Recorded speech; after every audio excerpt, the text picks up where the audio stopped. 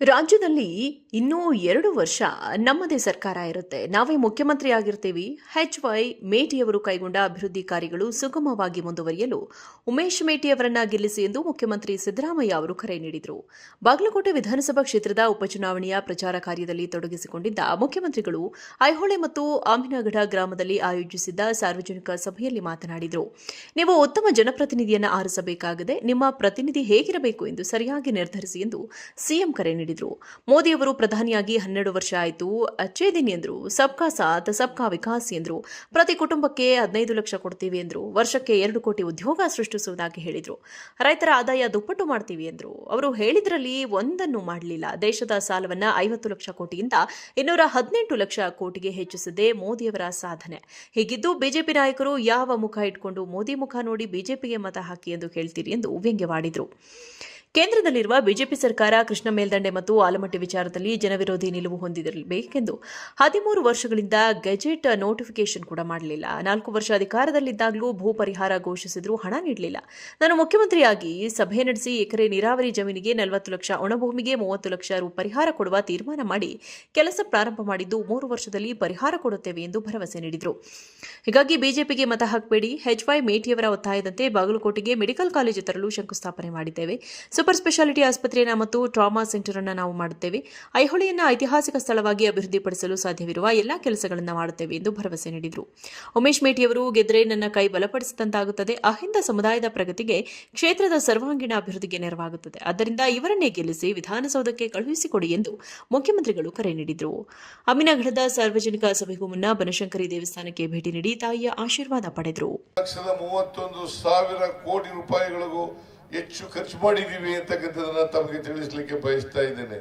ಬಿಜೆಪಿಯವರು ಹೇಳ್ತಾ ಇದ್ರು ನಮಗೆ ಈ ಗ್ಯಾರಂಟಿ ಯೋಜನೆಗಳನ್ನ ಜಾರಿ ಮಾಡಲಿಕ್ಕೆ ಸಾಧ್ಯ ಇಲ್ಲ, ಮಾಡಿದ್ರೆ ಖಜಾನೆ ಖಾಲಿ ಆಗ್ಬಿಡ್ತದೆ, ಆರ್ಥಿಕವಾಗಿ ರಾಜ್ಯ ದಿವಾಳಿ ಆಗ್ತದೆ ಅಂತಕ್ಕಂಥ ಮಾತುಗಳನ್ನ ಹೇಳ್ತಾ ಇದ್ರು. ಅದನ್ನು ಇನ್ನು ಮುಂದೆ ಒಂದು ಹೆಜ್ಜೆ ಹೋಗಿ ಅವರು ಏನು ಅಪಪ್ರಚಾರ ಮಾಡ್ತಾ ಇದ್ರು ಅಂತಂದ್ರೆ, ಈ ಯೋಜನೆಗಳನ್ನ ಜಾರಿ ಮಾಡಿದ್ರೆ ಅಭಿವೃದ್ಧಿ ಕೆಲಸಗಳಿಗೆ ದುಡ್ಡಿರಲ್ಲ ಅಂತಕ್ಕಂಥ ಮಾತುಗಳನ್ನ ಹೇಳ್ತಾ ಇದ್ರು. ನಾವು ಅಭಿವೃದ್ಧಿ ಕೆಲಸಗಳನ್ನು ಮಾಡಿದ್ದೀವಿ, ಗ್ಯಾರಂಟಿ ಯೋಜನೆಗಳನ್ನು ಕೂಡ ಮಾಡಿದ್ದೀವಿ. ಇದ್ರ ಜೊತೆಗೆ 84,756,657 ರೂಪಾಯಿಗಳನ್ನ ಅಭಿವೃದ್ಧಿಗೆ ಖರ್ಚು ಮಾಡಿದ್ದೀವಿ ಮುಂದಿನ ವರ್ಷ ಅಂತಕ್ಕಂಥ ಮಾತುಗಳನ್ನ ಹೇಳಲಿಕ್ಕೆ ಬಯಸ್ತಾ ಇದ್ದೇನೆ. ಅಂದ್ರೆ ನಾನು ಯಾಕೆ ಈ ಮಾತನ್ನ ಹೇಳ್ತಾ ಇದ್ದೀನಿ ಅಂತಂದ್ರೆ, ನಾವು ಗ್ಯಾರಂಟಿ ಯೋಜನೆಗಳನ್ನು ಕೂಡ ಜಾರಿ ಮಾಡಿದ್ದೀವಿ, ಅದ್ರ ಜೊತೆಗೆ ಅಭಿವೃದ್ಧಿ ಕೆಲಸಗಳನ್ನು ಕೂಡ ಮಾಡಿದ್ದೇವೆ ಅಂತಕ್ಕಂಥ ಮಾತುಗಳನ್ನ ಹೇಳಲಿಕ್ಕೆ ಬಯಸ್ತಾ ಇದ್ದೇನೆ. 2013ರಿಂದ 19ರಿಂದ 23ರವರೆಗೆ ಬಿಜೆಪಿಯವರು ಅಧಿಕಾರದಲ್ಲಿ ಇದ್ರು. ನೀವು ಅವ್ರೇನ್ ಮಾಡಿದ್ರು ಅಂತಕ್ಕಂಥದನ್ನ ಒಮ್ಮೆ ನೋಡ್ಬೇಕು ಅಂತಕ್ಕಂಥ ಮಾತುಗಳನ್ನ ತಮಗೆ ತಿಳಿಸ್ಲಿಕ್ಕೆ ಬಯಸ್ತಾ ಇದ್ದೇನೆ. ಅವರು 4 ವರ್ಷಗಳ ಕಾಲ ಅಧಿಕಾರದಲ್ಲಿ ಇದ್ದು ಏನೂ ಮಾಡಲಿಲ್ಲ. ಅದ್ರ ಜೊತೆಗೆ ಲೂಟಿ ಹೊಡಿತಕ್ಕಂಥ ಕೆಲಸವನ್ನ ಮಾಡಿದ್ರು. ಕರ್ನಾಟಕದಲ್ಲಿ ಲೂಟಿ ಹೊಡಿತಕ್ಕಂಥ ಕೆಲಸವನ್ನ ಮಾಡಿದ್ರು. ಸುಮಾರು ಕೋಟಿ ರೂಪಾಯಿಗಳಿಗೆ ಅನುದಾನ ಇಲ್ಲದೇನೆ ಟೆಂಡರ್ ಕರೆದು ಕೆಲಸಗಳನ್ನು ಮಾಡಿ ಬಾಕಿ ಬಿಲ್ಗಳನ್ನ ಬಿಟ್ಟೋದ್ರು. ನಮಗೆ ಸುಮಾರು 29,000 ಕೋಟಿ ರೂಪಾಯಿಗಳ ಬಾಕಿ ಬಿಲ್ಗಳನ್ನ ಮಾಡಿದ್ರು. ಆ ಬಾಕಿ ಬಿಲ್ಗಳನ್ನ ತೀರ್ಸದೆ ನಮಗೆ ತೊಂದರೆ ಆಯಿತು. ಇಷ್ಟಾದರೂ ಕೂಡ ಅಭಿವೃದ್ಧಿ ಕೆಲಸಗಳನ್ನ ಮಾಡಿದ್ದೀವಿ. ಇಲ್ಲಿವರೆಗೆ ನಾವು ತೀರಿಸಿರ್ತಕ್ಕಂಥ ಬಾಕಿ ಬಿಲ್ಗಳು ಹಣ ಸುಮಾರು 24,000 ಕೋಟಿ ರೂಪಾಯಿಗಳು. ಇದ್ರ ಜೊತೆಗೆ ಅಭಿವೃದ್ಧಿ ಕೆಲಸಗಳನ್ನು ಕೂಡ ಮಾಡ್ತಾ ಇದ್ದೀವಿ, ಮುಂದೇನೂ ಕೂಡ ಮಾಡ್ತೀವಿ ಅಂತಕ್ಕಂಥ ಮಾತುಗಳನ್ನ ತಮಗೆ ತಿಳಿಸ್ಲಿಕ್ಕೆ ಬಯಸ್ತಾ ಇದ್ದೇನೆ. ಅದರಿಂದ ಈ ಚುನಾವಣೆಯಲ್ಲಿ ನೀವೆಲ್ಲರೂ ಕೂಡ ಮೇಟಿಯವರ ಮಗನಿಗೆ ಆಶೀರ್ವಾದ ಮಾಡಬೇಕು ಅಂತಕ್ಕಂಥ ಮಾತುಗಳನ್ನ ಹೇಳಲಿಕ್ಕೆ ಬಯಸ್ತಾ ಇದ್ದೇನೆ. ನಾವು ಬಾಗಲಕೋಟೆಯಲ್ಲಿ ಮೇಟಿಯವರು ನಿಧನರಾದ ಮೇಲೆ ಮೆಡಿಕಲ್ ಕಾಲೇಜ್ಗೆ, ಸರ್ಕಾರಿ ಮೆಡಿಕಲ್ ಕಾಲೇಜಿನ ಶಂಕುಸ್ಥಾಪನೆ ಮಾಡಿದವು. ಪಾಪ ಒಂದು ನೋವಿನ ಸಂಗತಿ ಏನಪ್ಪಾ ಅಂತಂದ್ರೆ, ಆ ಸಂದರ್ಭದಲ್ಲಿ ಮೇಟಿಯವರು ಇರಲಿಲ್ಲ ಅಂತಕ್ಕಂಥದ್ದೇ ನೋವಿನ ಸಂಗತಿ. ಅವರ ಆಸೆ ಏನಪ್ಪಾ ಅಂತಂದ್ರೆ, ಅವ್ರ ಕನಸು ಬಾಗಲಕೋಟೆಯಲ್ಲಿ ಒಂದು ಸರ್ಕಾರಿ ಮೆಡಿಕಲ್ ಕಾಲೇಜ್ ಆಗಬೇಕು, ಬಡವರ ಮಕ್ಕಳು ಕೂಡ ಡಾಕ್ಟರ್ಗಳಾಗಬೇಕು, ಗುಣಮಟ್ಟದ ಆರೋಗ್ಯ ಸೇವೆ ಜನಗಳಿಗೆ ಸಿಗಬೇಕು ಅಂತಕ್ಕಂಥದ್ದು ಅವರ ಆಸೆಯಾಗಿತ್ತು. ಅವರ ಆಸೆಯನ್ನು ನೆರವೇರಿಸ್ತಕ್ಕಂಥ ಕೆಲಸವನ್ನ ನಮ್ಮ ಸರ್ಕಾರ ಮಾಡಿದೆ ಅಂತಕ್ಕಂಥ ಮಾತುಗಳನ್ನ ಹೇಳಲಿಕ್ಕೆ ಬಯಸ್ತಾ ಇದ್ದೇನೆ. ಅದ್ರ ಜೊತೆಗೆ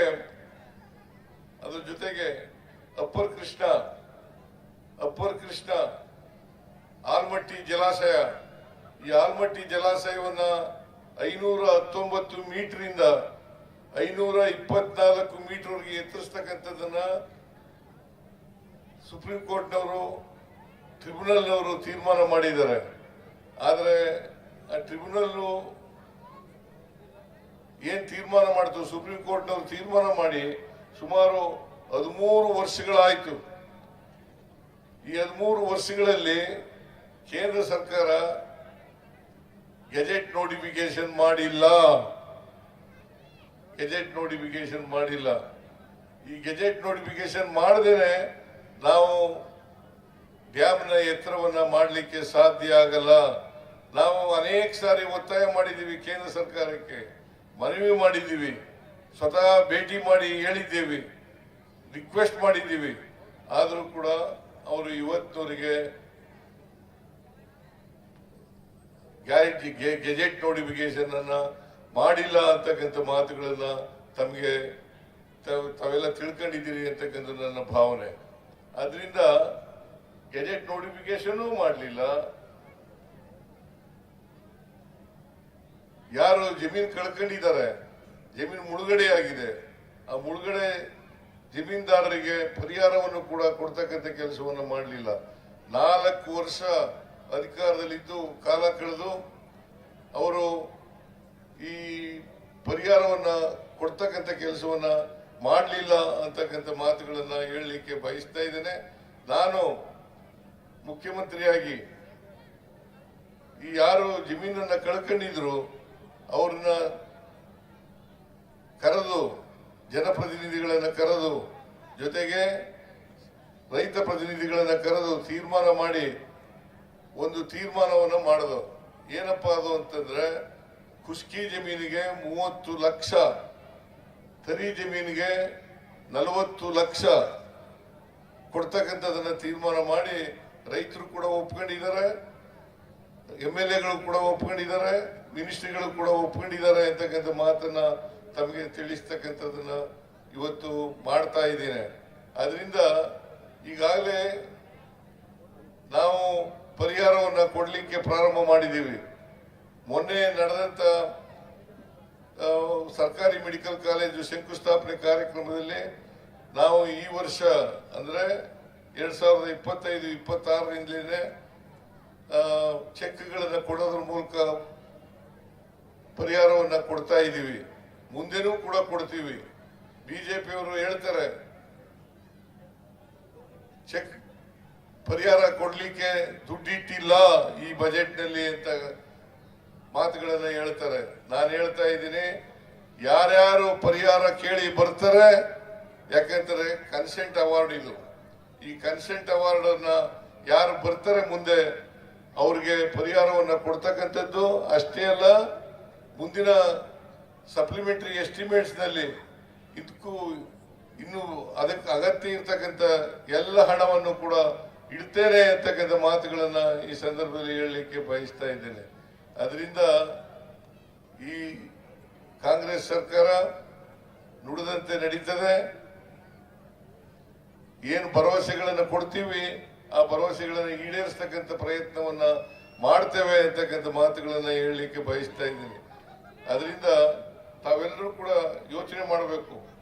ಕಾಂಗ್ರೆಸ್ ಪಕ್ಷ ಮಾತ್ರ ಜನರ ಕಷ್ಟ ಸುಖಗಳಿಗೆ ಸ್ಪಂದಿಸ್ತಕ್ಕಂಥ ಪಕ್ಷ. ಬಿಜೆಪಿ ಯಾವತ್ತೂ ಕೂಡ ಜನರ ಕಷ್ಟ ಸುಖಗಳಿಗೆ ಸ್ಪಂದಿಸ್ತಕ್ಕಂಥ ಪಕ್ಷ ಅಲ್ಲ. ಬಿಜೆಪಿಯವರು ಈ ಬಡವರಿಗೆ ಕೊಡ್ತಕ್ಕಂಥ ಅನೇಕ ಕಾರ್ಯಕ್ರಮಗಳಿದ್ದಾವಲ್ಲ, ಈ ಕಾರ್ಯಕ್ರಮಗಳಿಗೆ ವಿರೋಧ ಮಾಡ್ತಕ್ಕಂಥದ್ದು ನಾವು ಕಾಣ್ತಾ ಇದ್ದೇವೆ. ಅದರಿಂದ ಇವತ್ತು ಪಂಪ್ಸೆಟ್ಗಳಿಗೆ ಸುಮಾರು 25,000 ಕೋಟಿ ರೂಪಾಯಿಗಳನ್ನು ರೈತರ ಪಂಪ್ಸೆಟ್ಗಳಿಗೆ ನಾವು ಕೊಡ್ತಾ ಇದ್ದೀವಿ. 25,000 ಕೋಟಿ ರೂಪಾಯಿಗಳನ್ನು ಪಂಪ್ಸೆಟ್ಗಳಿಗೆ ಕೊಡ್ತಾ ಇದ್ದೀವಿ. ಅದರಿಂದ ಹೀಗಾಗಿ ಕಾಂಗ್ರೆಸ್ ಪಕ್ಷ ಜನರ ಪರವಾಗಿದೆ, ಬಡವರ ಪರವಾಗಿದೆ, ದಲಿತರ ಪರವಾಗಿದೆ, ಹಿಂದುಳಿದವರ ಪರವಾಗಿದೆ, ರೈತರ ಪರವಾಗಿದೆ. ತಮಗೆಲ್ಲ ಗೊತ್ತಿದೆ, ಕಬ್ಬು ಬೆಲೆ, ರೈತರು ಕಬ್ಬನ್ನ ಬೆಳೆದು FRP ಸರಿಯಾದ ರೀತಿಯಲ್ಲಿ ಕೇಂದ್ರ ಸರ್ಕಾರ ನಿಗದಿ ಮಾಡದೇ ಇದ್ದಾಗ ರೈತರು ಪ್ರತಿಭಟನೆಯನ್ನ ಮಾಡ್ತಾ ಇದ್ರು. ನಾನು ರೈತ ಪ್ರತಿನಿಧಿಗಳನ್ನ, ಸಕ್ಕರೆ ಕಾರ್ಖಾನೆಗಳ ಮಾಲೀಕರನ್ನ ಕರೆದು ತೀರ್ಮಾನ ಮಾಡಿ 1 ಟನ್ ಕಬ್ಬಿಗೆ 300 ರೂಪಾಯಿ ಹೆಚ್ಚಾಗಿ ಕೊಡ್ತಕ್ಕಂಥ ತೀರ್ಮಾನವನ್ನ ಮಾಡಿದೆ. ಅದು ಬಿಜೆಪಿಯವರು ಅದನ್ನ ಯಾವತ್ತೂ ಕೂಡ ಮಾಡಿರಲಿಲ್ಲ. ಹಿಂದೆ ನಾನು 2013ರಿಂದ 2018ರವರೆಗೆ ಮುಖ್ಯಮಂತ್ರಿ ಆಗಿರುವಾಗ ಆಗಲೂ ಕೂಡ ಕಬ್ಬಿನ ಬೆಲೆ ಬಿದ್ದೋಗಿತ್ತು.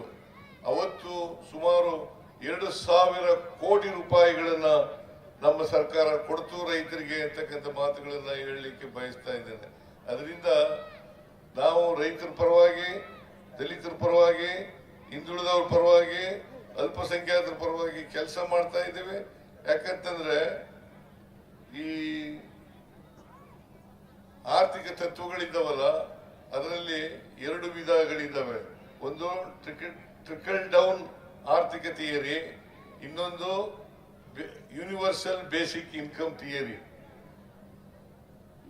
ಟ್ರಿಕಲ್ ಡೌನ್ ಆರ್ಥಿಕ ಥಿಯರಿ ಅಂತಂದ್ರೆ ಒಂದು ಪಿರಮಿಡ್ ನಲ್ಲಿ ಮೇಲ್ಗಡೆ ಇರ್ತಕ್ಕಂಥ ಜನ, ಶ್ರೀಮಂತರು, ಕಾರ್ಪೊರೇಟ್ ಬಾಡಿಗಳು, ಅವರಿಗೆ ಸಹಾಯ ಮಾಡ್ತಕ್ಕಂಥದ್ದು, ಅದು trickle down theory. Universal basic income ಅಂತಂದ್ರೆ ನಾವು ಮಾಡ್ತಕ್ಕಂಥದ್ದು, ತಳ ಸಮುದಾಯದಲ್ಲಿ ಇದ್ದಾರಲ್ಲ, ಆ ತಳ ಸಮುದಾಯದವರಿಗೆ ಆರ್ಥಿಕವಾಗಿ, ಸಾಮಾಜಿಕವಾಗಿ ಶಕ್ತಿಯನ್ನು ತುಂಬತಕ್ಕಂಥದ್ದು. ಇದು ಬಿಜೆಪಿ ಮತ್ತು ಕಾಂಗ್ರೆಸ್ಗೆ ಇರ್ತಕ್ಕಂಥ ವ್ಯತ್ಯಾಸ ಅಂತಕ್ಕಂಥದನ್ನ ತಾವು ತಿಳ್ಕೋಬೇಕಾಗ್ತದೆ. ಅದರಿಂದ ನಾವು ಯಾವಾಗಲೂ ಕೂಡ ಯಾರು ಶೋಷಿತರಿದ್ದಾರೆ, ಯಾರು ಅವಕಾಶಗಳಿಂದ ವಂಚಿತರಾಗಿದ್ದಾರೆ, ಆ ಜನರ ಪರವಾಗಿ ಕೆಲಸ ಮಾಡ್ತೇವೆ ಅಂತಕ್ಕಂಥ ಮಾತುಗಳನ್ನ ಹೇಳ್ತಾ, ಬಿಜೆಪಿಯವರು ಯಾವಾಗಲೂ ಕೂಡ ಶ್ರೀಮಂತರ ಪರವಾಗಿ, ಕಾರ್ಪೊರೇಟ್ ಬಾಡಿಗಳ ಪರವಾಗಿ ಕೆಲಸ ಮಾಡ್ತಕ್ಕಂಥ ಪಕ್ಷ. ಅವರಿಗೆ ನೀವು ವೋಟ್ ಕೊಟ್ರೆ ರೈತರು, ಹಿಂದುಳಿದವರು, ದಲಿತರು, ಅಲ್ಪಸಂಖ್ಯಾತರು ಅವ್ರನ್ನೆಲ್ಲ ಮರೀತಾರೆ ಅಂತಕ್ಕಂಥ ಮಾತುಗಳನ್ನ ಹೇಳಲಿಕ್ಕೆ ಬಯಸ್ತೇನೆ. ಯಾಕಂತಂದ್ರೆ ಬಿಜೆಪಿ ಇದೆಯಲ್ಲ, ಬಡವರ ವಿರೋಧಿಗಳು, ರೈತರ ವಿರೋಧಿಗಳು, ಅಲ್ಪಸಂಖ್ಯಾತರ ವಿರೋಧಿಗಳು, ಹಿಂದುಳಿದವರ ವಿರೋಧಿಗಳು, ಮಹಿಳೆಯರ ವಿರೋಧಿಗಳು ಅಂತಕ್ಕಂಥದನ್ನ ತಾವು ತಿಳ್ಕೋಬೇಕಾಗ್ತದೆ. ಹಾಗಾಗಿ ನಾವು ಈ ಎಲ್ಲ ನಿರ್ಲಕ್ಷಿತ ವರ್ಗದ ಯಾವುದಿದೆ ಆ ಜನರ ಪರವಾಗಿ ಕೆಲಸವನ್ನು ಮಾಡ್ತಾ ಇದ್ದೀವಿ, ಇನ್ನು ಮುಂದೇನು ಕೂಡ ಮಾಡ್ತೇವೆ ಅಂತಕ್ಕಂಥ ಮಾತುಗಳನ್ನ ಹೇಳಲಿಕ್ಕೆ ಬಯಸ್ತಾ ಇದ್ದೇನೆ. ಉಮೇಶ್ ಮೇಟಿಯವರು, ಇವ್ರನ್ನ ಗೆಲ್ಸಿದ್ರೆ HY ಮೇಟಿಯವರು ಮಾಡಿದ್ದಂತ ಕೆಲಸಗಳನ್ನ ಮುಂದುವರಿಸಲಿಕ್ಕೆ ಸಾಧ್ಯ ಆಗ್ತದೆ. ಜೊತೆಗೆ ನಾವೇ ಅಧಿಕಾರದಲ್ಲಿ ಇದ್ದೀವಿ, ನಮ್ಮ ಪಕ್ಷ ಇನ್ನ 2 ವರ್ಷ ಅಧಿಕಾರದಲ್ಲಿ ಇರ್ತದೆ. ಆ ಅಧಿಕಾರದ ಅವಧಿನಲ್ಲಿ ಈ ಬಾಗಲಕೋಟೆ ಕ್ಷೇತ್ರದ ಅಭಿವೃದ್ಧಿಯನ್ನ ಮಾಡ್ತಕ್ಕಂಥ ಕೆಲಸವನ್ನ ಮಾಡ್ತೇವೆ. ನಮ್ಮ ಸರ್ಕಾರ ಎಲ್ಲ ರೀತಿ ಬೆಂಬಲವನ್ನ ಉಮೇಶ್ ಮೇಟಿಯವರಿಗೆ ಕೊಡ್ತದೆ ಅಂತಕ್ಕಂಥ ಮಾತುಗಳನ್ನ ತಮಗೆ ತಿಳಿಸ್ತಾ, ನಾನು ಈಗಾಗಲೇ ಸಮಯ ಆಗಿದೆ, ಹೆಚ್ಚು ಮಾತನಾಡಲಿಕ್ಕೆ ಹೋಗಲ್ಲ. ದಯಮಾಡಿ 9ನೇ ತಾರೀಕು ನೀವೆಲ್ಲ ಮತಗಟ್ಟೆಗೆ ಹೋಗ್ಬೇಕು. ಮತಗಟ್ಟೆಗೆ ಹೋಗಿ ಇವರು ಉಮೇಶ್ ಮೇಟಿಯವರು 1ನೇ ನಂಬರು ಕ್ರಮಾಂಕ 1 ಆ 1ಕ್ಕೆ ತಾವೆಲ್ಲರೂ ಕೂಡ ಮತ ಹಾಕಿ ಗೆಲ್ಲಿಸ್ಕೊಡ್ಬೇಕು ಅಂತಕ್ಕಂಥ ಮಾತುಗಳನ್ನ ತಮಗೆ ತಿಳಿಸ್ತಾ ಮೇಟಿ ನಾನು ಬಹುಶಃ ನೀವು ಇಷ್ಟೊಂದು ಜನ ಸೇರಿದ್ದೀರಿ, ಈ ಜನಸ್ತೋಮವನ್ನು ನೋಡಿದಾಗ ಉಮೇಶ್ ಮೇಟಿ ಅವರು 100ಕ್ಕೆ 100 ಗೆದ್ದೇ ಗೆಲ್ತಾರೆ ಅಂತಕ್ಕಂಥ ವಿಶ್ವಾಸ ಬಂದಿದೆ ಅಂತಕ್ಕಂಥ ಮಾತುಗಳನ್ನ ಹೇಳ್ತಾ ಉಮೇಶ್ ಮೇಟಿ ಅವರಿಗೆ ತಾವು ಹೆಚ್ಚಿನ ಅಂತರದಲ್ಲಿ ಗೆಲ್ಲಿಸ್ಕೊಡ್ಬೇಕು ಅಂತ ಹೇಳಿ ನಿಮ್ಮಲ್ಲಿ ಮನವಿ ಮಾಡಿ ನಿಮ್ಗೆಲ್ಲ ನಮಸ್ಕಾರ ಮಾಡಿ ನನ್ನ ಮಾತುಗಳನ್ನು ಮುಗಿಸ್ತೇನೆ. ಜೈ ಹಿಂದ್.